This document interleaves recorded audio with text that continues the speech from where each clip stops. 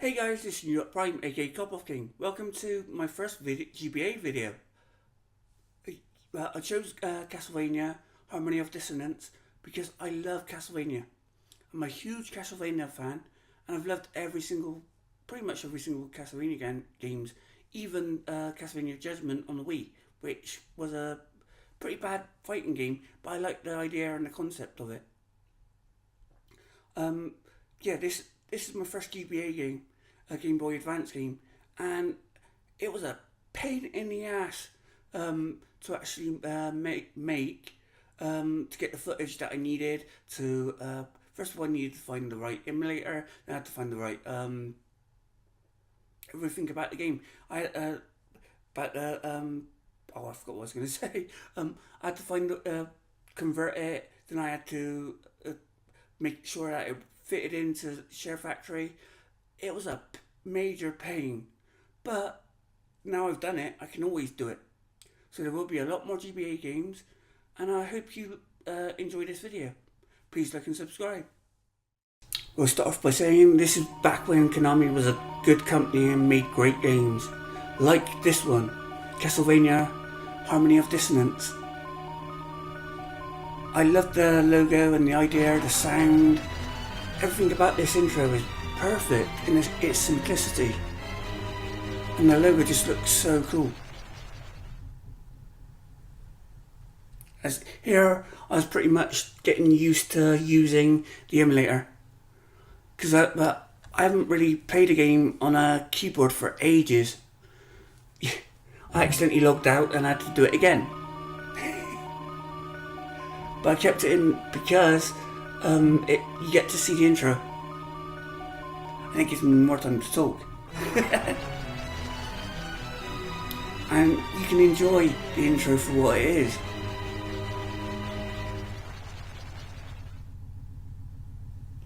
And now I actually do get the game started. Yeah, there you go. I wasn't going to put a name in, that's why because there's no point. You might as well keep to the character and the game itself. And yeah, again, I make simple mistakes because I just keep pressing the wrong button. And here is the story. Is it your classic Castlevania story? In a way. But it is your typical Castlevania story. And it borrows heavily from Symphony of the Night, the PlayStation game. In its Metroidvania style, and in its artwork, and in its plot in many ways.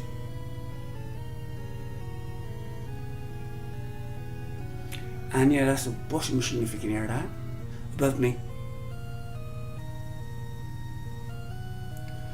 To be fair, there's a lot of exposition for the start of a game.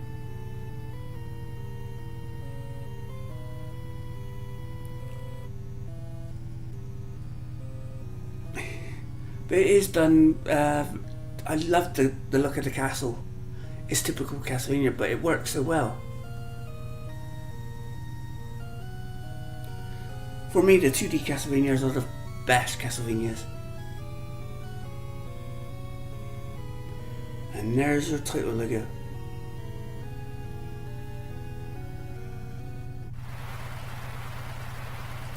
And now into the main game, into the plot.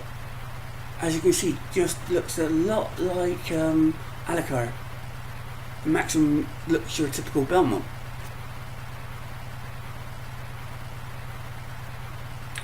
How could you be so trusting? I know he's a friend, but come on, you know he's bad. Spoiler. You know something ain't right. You've got to, haven't you? Here I'm just figuring out the buttons. I thought this was kind of cool. The way the character comes alive.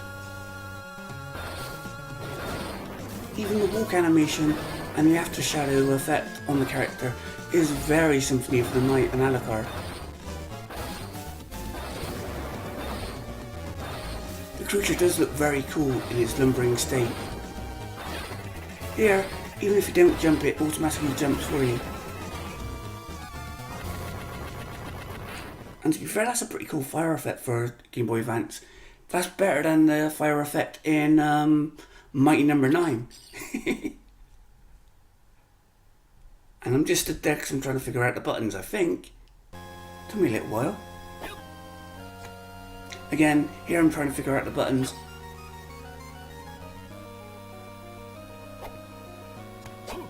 Because I'm not used to using the keyboard. And see, that's a very cool environmental element to the game. And here's a bit of armor. Like Castlevania Symphony of the Night, you've got an equipment and stats. So of course I had that straight away.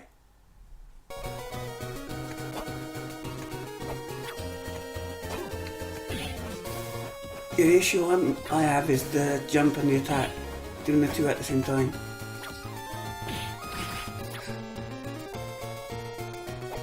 And yeah, there will be a few kind of odd transitions because the game, the emulator ends its recording every few minutes.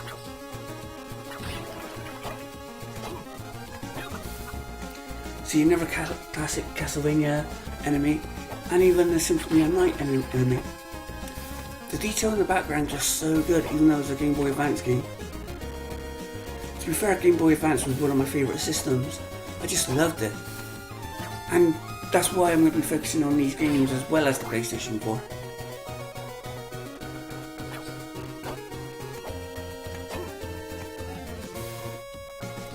See, the lighting effects in the torches are really cool. Classic Spirit Guy from Symphony of the Night again. See, there's so many cool effects in just a simple game.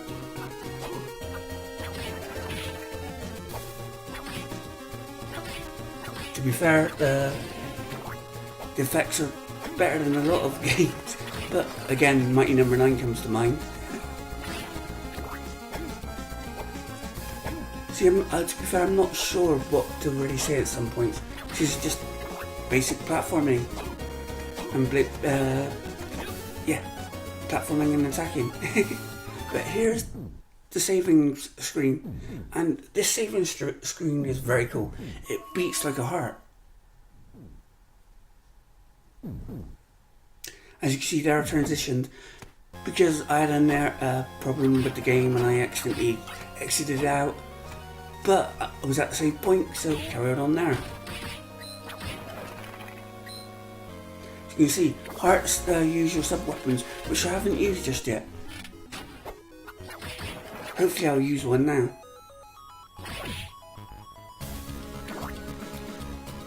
But I do like the fact you're using a character that has elements of a Belmont, you're using a whip, and the sub-weapons.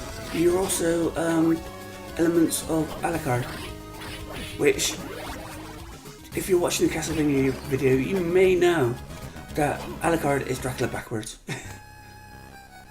And here's Death. Death's pretty cool. His look, his ominous messages, his massive sigh. Scythe, not sigh.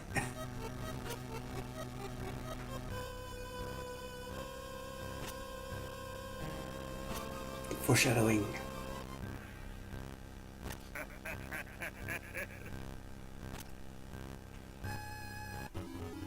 Now back to the game.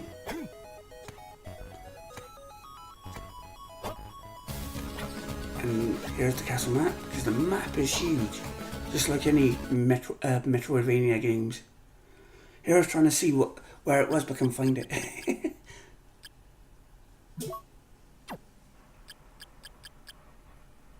Probably in the something else.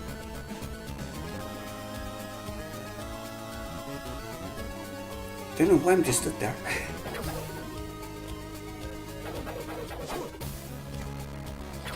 If you have any Castlevania games, I'll be doing all the Castlevania games, including the Shaman King game, because that is so very similar to this and I love it.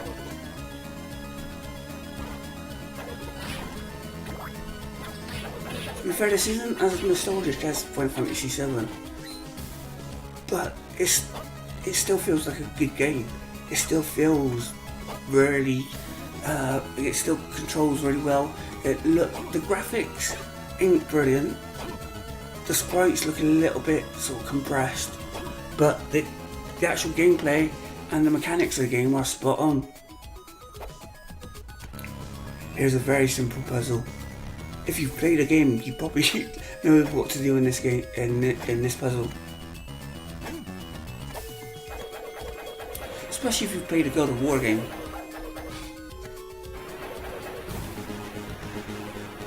It's a pity they haven't got a push animation. I'm having trouble talking.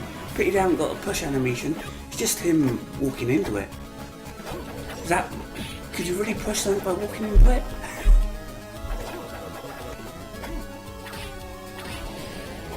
Some more spear guys. They're easy to take out.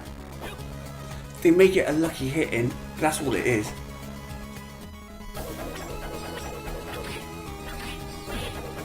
See, I thought the detection was a little bit off there. The whip seems to be going through without hitting him. Sorry, I haven't used any sub-weapons. Don't know why I haven't. But now I've got a reason to use one. No, I did. You've already seen the holy water. The way it affects on the ground when you throw something, it'll blow up. But now using this, it'll change your sub-weapon. And it's no longer just an explosion on the ground. And I'm going to have to stop for a second. Sorry I had to stop there. I didn't want my neighbour's noise to ruin the video. So I stopped preemptively. Hope you didn't hear him. But here's the effect of using the holy water and the ice spellbook. As you can see, it creates a nice large rock. Just freezes baddies. Really useful.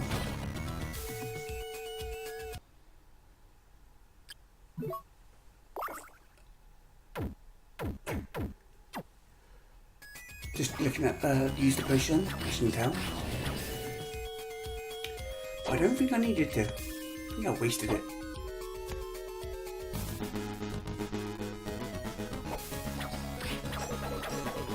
The game does get more harder, and the game does get include a lot more different designs.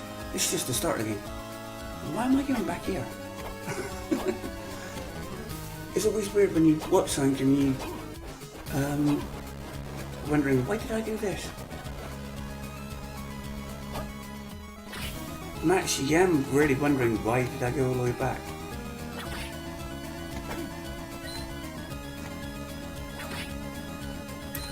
I assume that way was just to get the ice. I hate the fleas. The flea guys are really annoying. Now I've got a different sub-weapon, the axe. The axe has always been a cool weapon.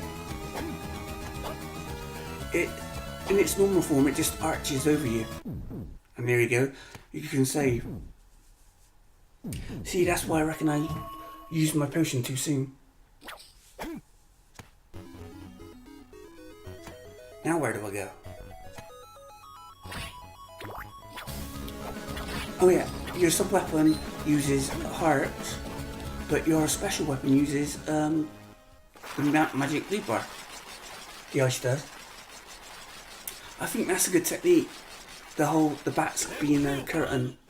Ooh, so the ice attack with the axe causes an icicle to shoot down an ice comet, which you would assume would be very effective on a fire bat. Like I was saying earlier, I think I did, I can't remember, but this boss is very similar to that from the first game, because the first boss is a bat that is made up of many smaller bats, just like this one, as you can see.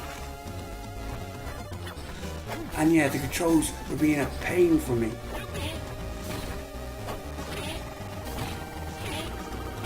And yeah, that drill attack was getting me every time.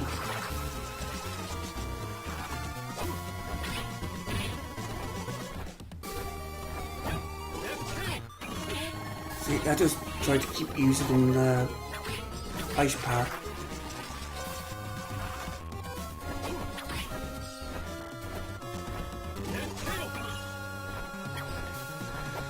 But there's no quick power to use. She needs to get it dead on. I so thought I was going to die here. Am I going to get him?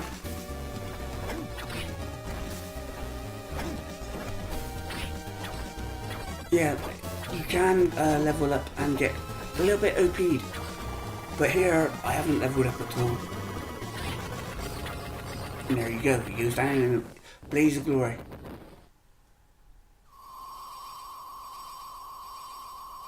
You get a red orb, which refills everything, which is handy.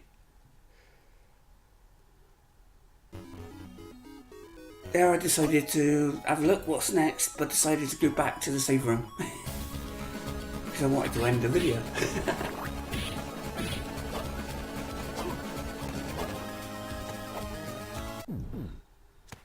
And that's the end. Hope you've enjoyed this.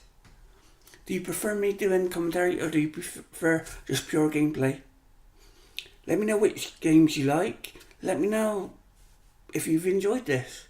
Please like and subscribe.